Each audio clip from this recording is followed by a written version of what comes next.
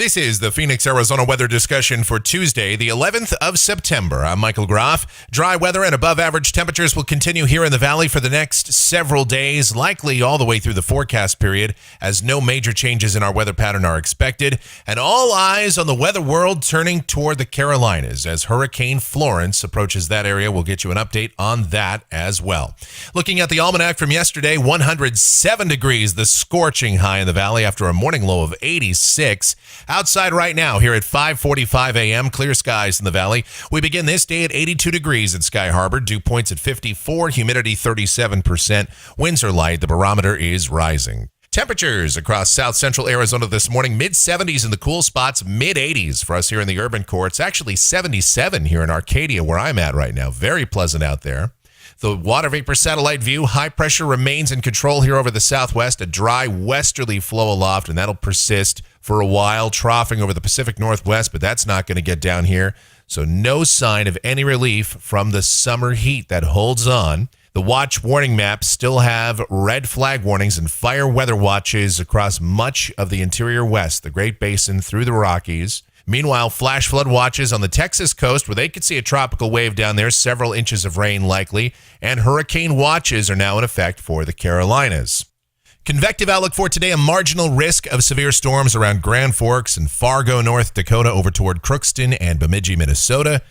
And the tropics. Yeah, you better believe this is the statistical peak in the hurricane season, but I don't know if I've ever seen 6 areas of concern all at once out there in the Atlantic and the Caribbean simultaneously. Here we go. We're not going to worry about this storm or this storm out here over the central Atlantic, but this over the western Caribbean and entering the Gulf of Mexico. This will be a threat to the western Gulf, the coast of Mexico and the Texas coast over the next several days, bringing some pretty heavy rain, several inches of rain, and this might develop into a tropical system. We'll watch that.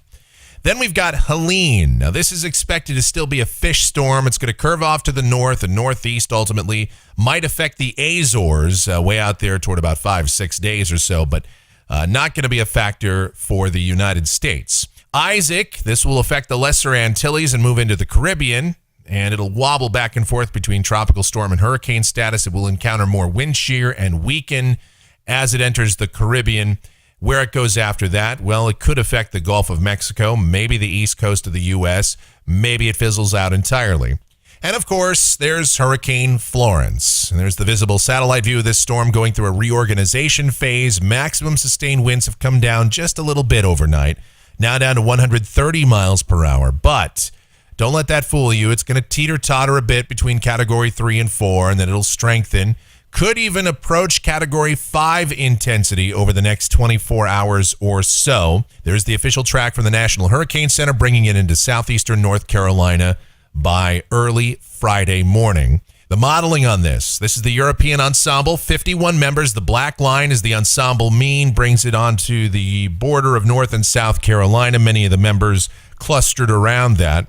And this storm is going to slow down. There's no question about that. There's a blocking ridge to the north. This storm doesn't really have any place to go, and that's the worst news for the Carolinas. And a lot of us still think of Harvey because that had a very similar setup. Blocking, ridging, didn't allow that storm to go anywhere, and it just dumped copious amounts, catastrophic amounts of rain on the Houston area. Not sure if we're going to see that much rain for the Carolinas, but certainly 20 to 30 inches of rain possible. Here's the GFS ensemble. Same kind of deal. And this storm just going to slow down and just dump rain. And that's going to be the big threat from this. Obviously, there's going to be some wind damage here, too, as the storm comes on shore. And beach erosion and storm surge and flooding.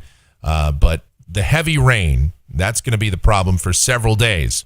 Here's the deterministic model output, the GFS, Friday morning at 2 a.m. It's got the system sitting there right around Cedar Island, North Carolina, 923 millibar low. I don't know if it's going to be that intense. If it is, that would be just horrendous news for the Carolina coast. Anywhere especially north of that circulation center, that's the onshore side of the system. That's the side that you're going to get the worst of the storm surge, the heaviest of the rain.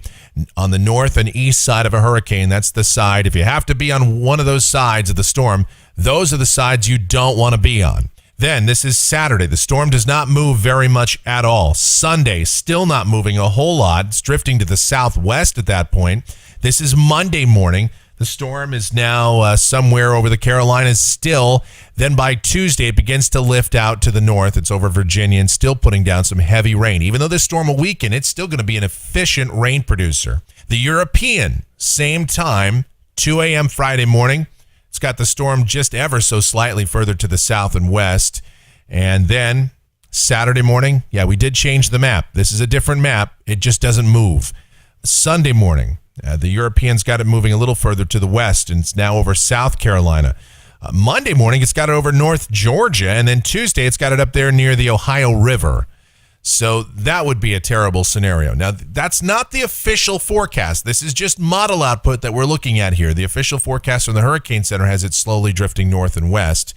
But either way, I mean, we're looking at rainfall rates probably rarely, if ever, seen over the Carolinas from a storm like this.